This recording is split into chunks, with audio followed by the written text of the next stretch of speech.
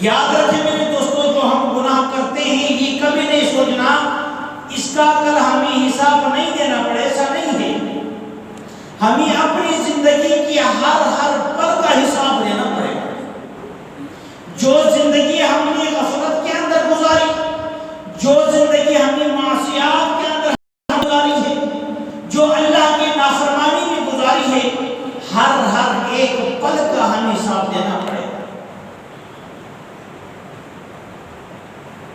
اسے پوچھا جائے گا اس بندے سے جس کے پاس نیکی کچھ بھی نہیں ہے، ہاں جی بتا تیرے پاس کوئی نیکی ہے، کوئی اچھا کام کر کے آئے ہو؟ وہ کہے گا میرے پاس کچھ نہیں ہے، میں نے تو ساری زندگی اللہ کی ناراضگی میں، اس کی احکام کی خلاف ورزی میں گزاری ہے، میرے پاس نیکی کچھ نہیں ہے۔ اللہ رب العزت فرمائے میرے بندے تمہاری ایک امانت ہمارے پاس ہے، تمہاری ایک امانت ہمارے پاس ہے۔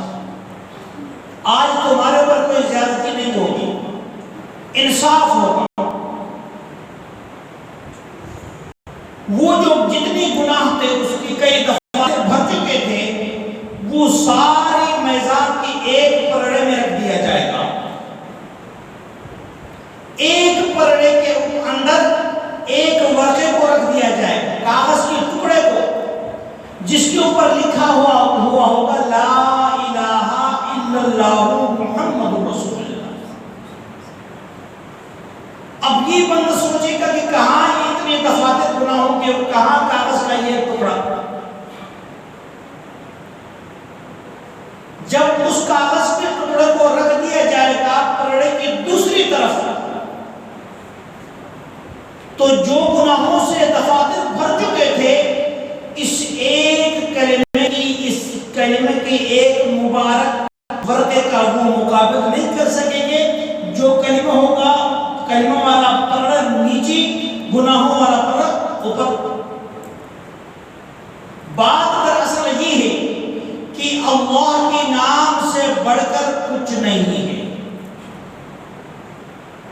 سارے کے سارے آسمانوں سے اگر انسان کی گناہ بڑھ جائے، سچے دل سے ایک شخص نے لا الہ الا اللہ محمد رسول اللہ اس کے اوپر اقرار بھی کیا ہے، اور اس کے اوپر دل سے اس کا تصدیق بھی کرتا ہے کہ اللہ رب العزت کے علاوہ کوئی معبود نہیں ہے، حضرت محمد صلی اللہ علیہ وسلم اللہ کا رسول ہے، آپ خاتم النبیین ہیں۔ فرمائے اتنی بڑی نعمت ہے کہ کائنات کے اندر اس نعمت کا کوئی مقابلہ نہیں کر سکتا۔ اور میرے پیارے دوستو، یہ نعمت مجھے آپ کو بغیر محنت کی ملی ہے، ہم نے کوئی محنت نہیں کی۔ ہم نے جب ماں کی گود کے اندر پرورش پائی ہے، اس وقت پیدائش اللہ نے ہمیں مبارک کلمہ عطا فرمایا۔ اس لیے اللہ نے قرآن کے اندر کہا کہ اگر تم میری نعمتوں کا، ان نعمتوں کو اگر تم گننا شروع ہو گے تو تم پھر گن نہیں سکتے ہیں۔ وَيَعُدُّ نِعْمَةَ اللَّهِ لَا تُحْصُوهَا، اگر تم اللہ کی نعمتوں کو گننا شروع کرو، میرے رب نے میرے پر کیا کیا نعمتیں کی ہیں، کون کون سے انعامات نازل کی ہیں، تو تم گن نہیں سکتے۔ اتنے بڑے انعامات ہیں اس وقت، اور ہم نے اس انعامات کے مقابلے میں، اس کی بدلے میں کیا کرنا ہے؟ فرمائے وَمَا خَلَقْتُ الْجِنَّ وَالْإِنسَ إِلَّا لِيَعْبُدُونَ، فرمائے میں نے تمہیں انسان بنایا، بہت بڑی نعمت ہے، انسان کے اندر کافر نہیں بنایا، مسلمان بنایا، یہ اس سے بڑھ کر بڑی نعمت ہے۔ اس نعمت کا حق یہ ہے کہ تم اسی رب کی عبادت کرو جس نے تمہیں پیدا کیا، اور حقیقت یہ ہے کہ اللہ رب العزت نے انسان کی خلقیت، اس کا تخلیق اپنی عبادت کے لیے کیا۔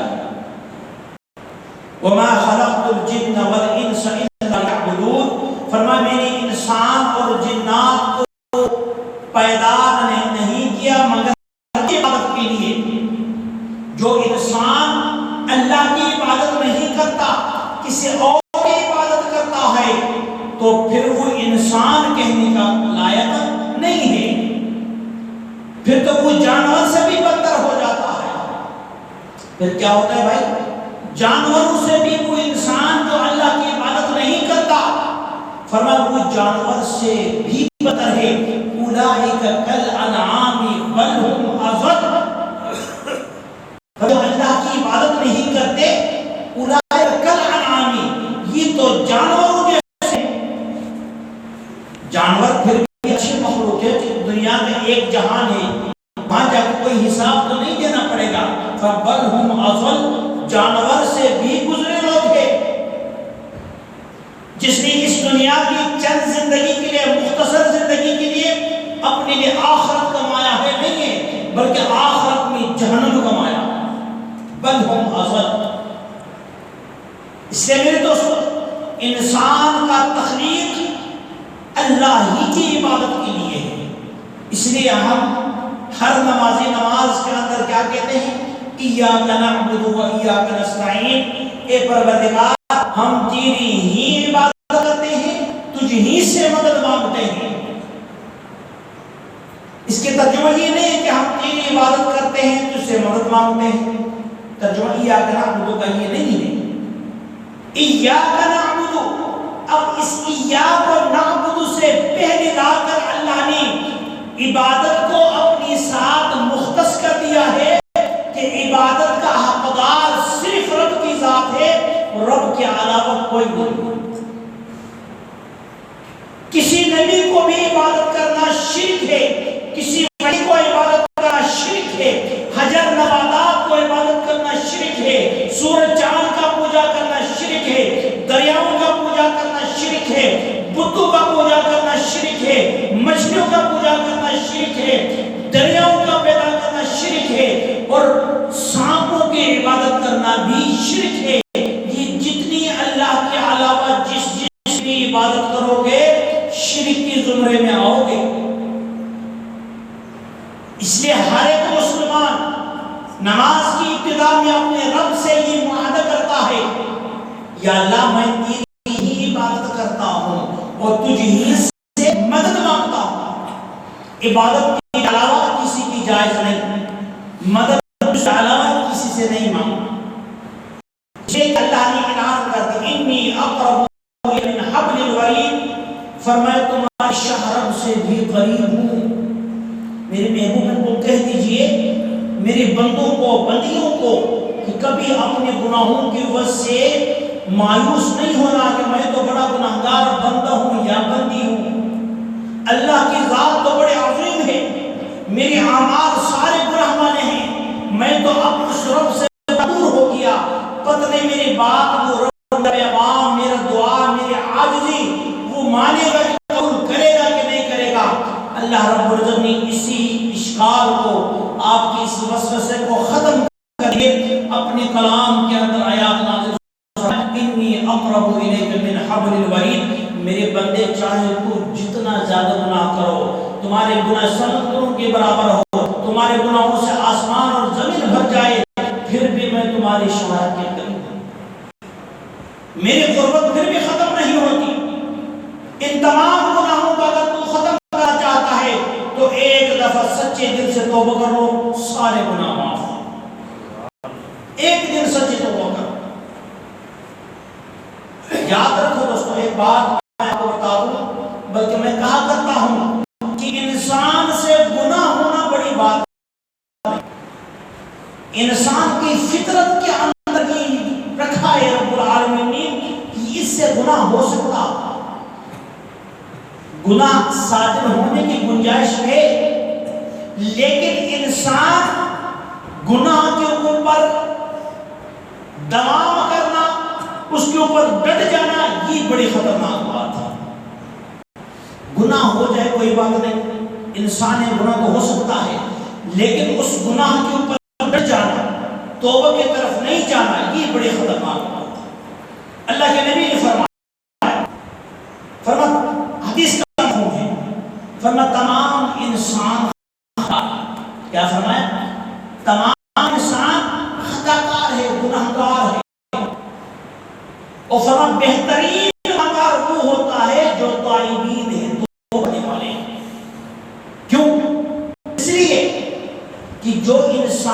گناہ کی بعد توبہ کرتا ہے، حقیقت کے اندر وہ اپنی عاجزی کو اپنے رب کے سامنے ظاہر کرتا ہے.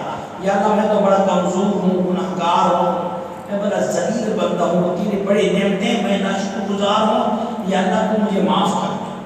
اور اللہ رب العزت کو عاجزی بڑی پسند ہے، عاجزی بڑی پسند ہے. جب انسان کے اندر عاجزی توبہ کی صورت میں آتا ہے تو پھر وہ انسان رب کا قریب ہوتا ہے. کیا ہوتا ہے بھائی؟ رب کا قریب ہوتا ہے. اس لیے میرے دوستو ہر وقت اپنی زبان کو استغفر اللہ سے ترکیہ کرے. یا اللہ تو ہمیں معاف کر دے، یا اللہ تو ہمیں معاف کر دے. کبھی بھی اللہ کی رحمت سے نا امید نہیں ہونا. لا تقنطوا من رحمت اللہ. اللہ کے نام کا میرے بندے میرے رحمت سے نا امید نہیں ہونا، بلکہ میرے رحمت میرے غضب کے اوپر غالب ہے. وہ کریم ذات ہے، رحیم ذات ہے، وہ اپنے بندوں سے پیار کرنے والا رب ہے. وہ کبھی ہمیں گمراہ نہیں کرے گا، تنہا نہیں چھوڑے گا. حضرت موسیٰ علیہ السلام نے ایک دفعہ پوچھا کہ اللہ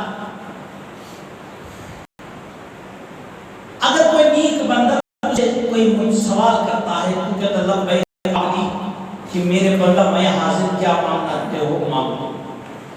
لیکن اگر کوئی گناہگار بندہ تجھ سے سوال کرتا ہے تو حضرت موسیٰ علیہ السلام سے رب العالمین نے کہا میرا موسیٰ اگر کوئی نیک بندہ سوال کرتا تو میں ایک دفعہ کہتا ہوں لبیک عبدی، لیکن کوئی گناہگار گناہوں کو چھوڑ کر کے میرے در پہ آتا ہوں تو پھر میں ایک دفعہ لبیک نہیں کہتا، دو دفعہ لبیک کہتا ہوں. اسی طرح کو عاجزی بڑی پسند ہے بھائی. ایک بت پرست تھا، زندگی بت پرستی کے اندر، شرک کے اندر گزر گئی. اپنے سامنے بت رکھا ہوا ہے، یا صنم یا صنم یا صنم، اے بت میری یہ مصلحت کر دے، میرا وہ مصلحت کر دے، میرے رزق میں اضافہ کر دے، مجھے بیٹا دے دے، میری بیٹی کی عمر میں برکت، جتنے بھی ہماری تھی یا صنم یا صنم. اور عمر کے آخری حصہ تک پہنچ چکا ہے کہ نظر نہیں آتا، لیکن اس عمر تک اس کو کوئی جواب نہیں ملا. ساری جوانی گزر گئی، بڑھاپے کے عالم میں آ چکا ہے، کمر جھک چکا ہے، یا صنم کی رٹے لگا رہا. ایک دفعہ اس کی زبان پھسل گیا، یا صنم کی جگہ یا صمد نکلا. صمد رب العالمین کا نام مبارک، اسماء مبارک میں الصمد بھی ہے. تو غیب سے آواز آیا لبیک عبدی، میرے بندے کیا مانگنا چاہتا ہو، میں حاضر ہوں. فرشتوں نے کہا یا اللہ یہ بندہ تو بت پرست ہے، یہ تو بت کی طرف پکارتا تھا، یہ تو اس کی زبان پھسل گئی، اس لیے یا صمد نکلا ہے. اللہ رب العزت نے کہا میرے فرشتوں مجھے تو معلوم ہے کہ یہ بت پرست ہے، اور ابھی بھی یا صمد کہہ کر اسی بت کو پکارا ہے، لیکن اس کی ساری زندگی یا صمد یا صنم یا صنم کہہ کر گزر گئی، کوئی جواب نہیں ملا. اگر یہ آج یا صمد کہتا ہے اور اس کو پھر بھی جواب نہیں ملتا تو پھر صمد اور صمد میں کوئی فرق نہیں رہے. اس لیے میرے دوستو اللہ بڑے کریم ذات ہے، رحیم ذات ہے. اپنے گناہوں کی طرف نہیں دیکھنا، اس کی رحمت کی طرف دیکھنا ہے. جس کی طرف دیکھنا ہے رحمت کی طرف دیکھنا ہے. حدیث قدسی میں آپ کو سنا دوں. حدیث قدسی اس کو کہتے ہیں کہ اللہ کا نبی ڈائریکٹ وہ روایت اللہ سے کرتا ہے. عام حدیث کا مطلب جو قال رسول اللہ ہے، صحابی کہتے ہیں کہ ہمیں آقا علیہ السلام نے یہ فرمایا. حدیث قدسی کہتے ہیں وہاں قال رسول اللہ نہیں ہوتا ہے، قال ڈائریکٹ قال اللہ تبارک و تعالی، کہ اللہ وہ روایت اپنے رب سے نقل کرتا ہے. اس کا مفہوم میں آپ کو سنانے لگا. اللہ رب العزت فرماتے ہیں کہ 100 سال کا گناہگار جس کی ساری زندگی گناہوں کے اندر، اللہ کی ناراضگی کے اندر، اس سے بغاوت میں گزرتی ہے، ایک وقت اس کے اوپر ایسا آتا ہے کہ یہ اپنی عمر کے اس حصے تک پہنچ چکا ہے کہ اس کے اپنے گھر والوں نے اس کو ٹھکرا دیا کہ ابو جی اب تمہاری ٹھکانے یہاں نہیں ہے، تو رات بھر کھانس رہتا ہے، تمہارے کھانسی کی وجہ سے ہمارے بچے بیمار ہو جائے. گھر والوں نے ٹھکرا دیا، خاندان نے بھی پناہ نہیں دیا. انہوں نے کہا ہمارے قریب لاؤ. تو بڑا بد کردار بد نصیب بندہ ہے، تو اللہ کا نافرمان، ہمارے پاس تمہارے لیے کوئی جگہ نہیں۔ بستی والوں نے بھی ٹھکرا دیا، کیا کیا ہے؟ بستی والوں نے بھی ٹھکرا دیا۔ اور بندہ کیا ہے کہ زندگی میں ایک دفعہ بھی کوئی نیک کام نہیں کیا، ساری زندگی گناہوں کے اندر گزری، اور اس عمر میں بھی گناہ کرا۔ اب یہ بندہ سارے دنیا سے مایوس ہو کہ رب کے دربار میں آتا ہے، اور آگے یہ اپنے رب سے کہتا ہے، یا اللہ مجھے معلوم ہے کہ میں بڑا گناہگار، میں نے ساری زندگی غفلت کے اندر تیرے نافرمانی کے اندر گزاری ہے، اب میرے داڑھی سفید ہو گئی ہے، کمر میرا جھک چکا ہے، اولاد نے میرا ساتھ چھوڑ دیا ہے، رشتہ داروں نے ساتھ چھوڑ دیا ہے، بستی والوں نے نکال دیا ہے، لیکن یا اللہ میں تیرا بندہ ہوں، میں اپنی ان گناہوں سے معافی مانگتا ہوں۔ یہ میں آپ کو حدیث قدسی کا مفہوم سنا رہا ہوں۔ اللہ رب فرماتے ہیں، میرے محبوب میں اس بندے کو جانتا ہوں، اس کی بدماشیوں کو بھی جانتا ہوں، اس کی بغاوتوں کو بھی جانتا ہوں، گناہوں کو بھی جانتا ہوں، اس کی وہ اکڑ کو، جوانی کے اندر جو میں نے اس کو طاقت دی تھی، یہ اس طاقت کو غلط استعمال کرتا تھا، میں سب کچھ جانتا ہوں۔ لیکن فرمائیے آج اس حالت میں کہ سارے دروں سے مایوس ہو کے جب میرے در پہ آیا ہے، فرمایا کہ میں اپنے رب کی ربوبیت، اپنی جلال کی قسم کھا کے کہتا ہوں کہ میں اس 100 سال کے بڑے گناہگار کو مایوس نہیں چھوڑتا، میں اس کے گناہوں کو پھر بھی معاف کرتا ہوں۔ وہ اتنا کریم رب ہے، اس لیے فَادْعُونِی أَسْتَجِبْ لَكُمْ، میرے بندے یاد تو صحیح، ایک دفعہ مجھ سے مانگو تو صحیح، أَسْتَجِبْ لَكُمْ، میں تمہاری ہر بات کو قبول کرنے والا ہوں۔ یاد رکھے ایک بات، انسان کا دشمن، ازلی دشمن شیطان ہے۔ شیطان نے قسم کھایا ہے، جب اللہ نے حضرت آدم علیہ السلام کو پیدا فرما کر فرشتوں کو حکم دیا کہ میری اس بندے کو میں نے اپنا نائب بنا، اس کو سجدہ کرو، یعنی اس کی ابتدا میں نماز پڑھو، سب نے سجدہ کیا، شیطان ابلیس نے نہیں کیا۔ اللہ نے پوچھا کہ ہاں تجھے کیا مسئلہ تھا، تو نے کیوں سجدہ نہیں کیا؟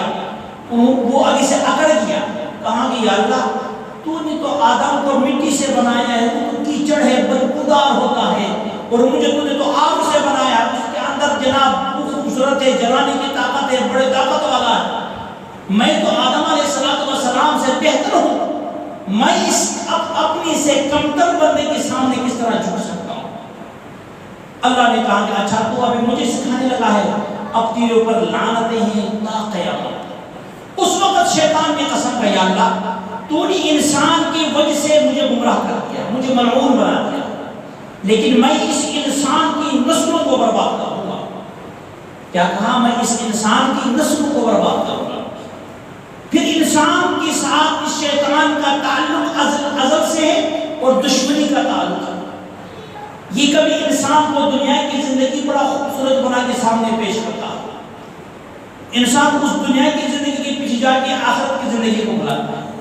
کبھی یہ مال کو سامنے رکھ کے انسان کو گمراہ کرتا ہے، کبھی عورت کو سامنے رکھ کے انسان کو گمراہ کرتا ہے۔ اس کی گمراہ کرنے کے مختلف طریقے ہیں۔ اس وقت اللہ رب العزت نے فرمایا چلو تجھے اختیار ہے، جو تمہارا بس چلتا ہے تو وہ کر، جو میرے بندے ہوں گے وہ تمہارے بہکاوے میں نہیں آئیں گے۔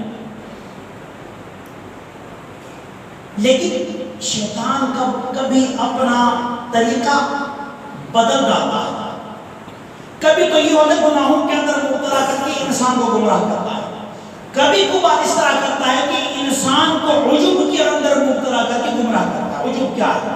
سمجھنے والی بات عجب یہ ہے کہ انسان کو 5 وقت کا نمازی بنا دیتا ہے، چلو نمازیں پڑھتے رہو، رات کو تہجد کی نماز بھی پڑھ لو، روزے بھی رکھتے جاؤ، نوافل کے روزوں کا بھی اہتمام کرو، یہ ساری عبادات اس سے کرواتا ہے، حج کے اوپر حج کرو، عمرے کے اوپر عمرے کرو، اللہ کے راستے میں خرچ کرو۔ لیکن انسان کو یہاں شیطان کہتا ہے کہ تو ان تمام سے بہتر ہے، فلاں بدل نماز میں نہیں پڑھ، اس کو کلمہ تک نہیں آتا، وہ تو روزہ نہیں رکھ رہا، وہ تو اپنے زکوٰۃ میں نہیں نکالتا، اس کو عجب کے اندر مبتلا کرتا ہے کہ تو بڑی شہید ہے، تو اللہ کا بڑا قریب بندہ ہے کہ اللہ نے تجھ سے ہر عبادت لیا ہے۔ اپنی عبادت کے اوپر انسان تعجب کرتا آتا ہے، تکبر بھی آتا ہے، تو انسان کو شیطان کا یہ عجب میں مبتلا کرنا اس کے لیے سب سے بڑی گمراہی کا سبب بنتا ہے۔ اس لیے میرے دوستو جب آپ نیکی کا کام کرتے ہو اللہ کا شکر ادا کر کے، یا اللہ میں تو بڑا نکم سا بندہ ہوں، گناہگار بندہ ہوں، یا اللہ تو نے مجھے مسجد میں لایا تیرے حکم سے، تیری طاقت سے، ورنہ میرے اندر کوئی کمال نہیں۔ اگر عجب کے اندر آ گئے تو پھر گمراہ ہو۔ اس لیے شیطان کبھی گناہوں کے اندر مبتلا کر کے گمراہ کرتا ہے، کبھی عجب کے اندر مبتلا کر کے گمراہ کرتا ہے۔ اس لیے میرے دوستوں ہم نے کیا کرنا ہے؟ ہم اس آیات کو اپنے سامنے رکھنا ہے۔ وَمَا خَلَقْتُ الْجِنَّ وَالْإِنسَ إِلَّا لِيَعْبُدُونِ، فرمایا اللہ رب العزت نے کہ میں نے انسان کو، جنات کو اپنی ہی عبادت کے لیے پیدا فرمایا ہے۔ اب ہمیں چاہیے کہ ہم اپنے رب کی عبادت کریں۔ عبادت کیا ہے؟ کہ اس کا ہر حکم ہر حالت میں قبول کریں، جو بھی اس کا حکم آئے جس وقت نافذ ہو اسی وقت میں اس حکم پر عمل کریں، پھر ہم بنیں گے اللہ کی عبادت کرنے والے۔ تو میرے دوستو اللہ رب العزت سے یہ دعا ہے کہ ہم سب کو اپنے رب کی عبادت کرنے کی توفیق عطا فرمائے۔ ایک بات آپ کو اور بتا دوں، الحمدللہ ہم جس 5 منٹ میں صرف آپ ہیں، ہم جس